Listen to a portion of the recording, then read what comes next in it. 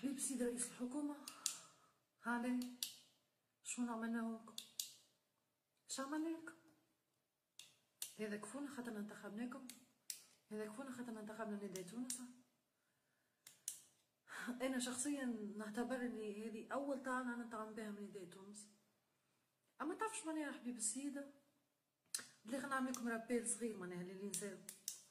باهي، كنت تفكروا وقتها في حكومة المبزع في وقتها كان المبزع في 2011 وقتها صارت تعديلات.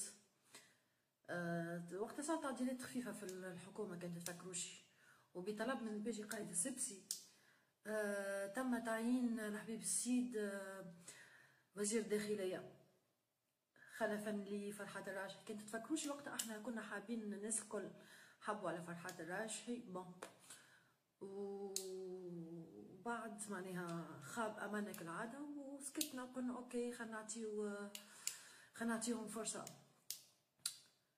تعرفش معناها انه الحبيب السيدي تعين رئيس الحكومه معناها النهضه ترقد وترتاح وتتهنى وما تخاف من حتى شيء. سي بون، لا جرائم باش تطلع لا كوارث باش تطلع، صراحه معناها يرقدوا يحطوا بطيخه صيفي في كروشهم قال المصري. حبيب السيدة معنا شمعناكم بجاه ربي، شمعناكم محمد اللي خلقكم شمعناكم.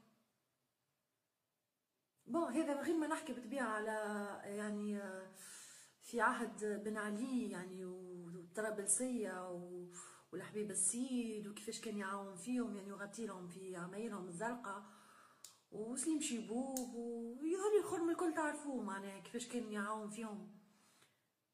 تعرفوا واش معناها انا تلمو مصدومه من حبيب السيد مانيش عارفه شنو نقول، وجاني بيه محمد لاني عارفه شنو نقول.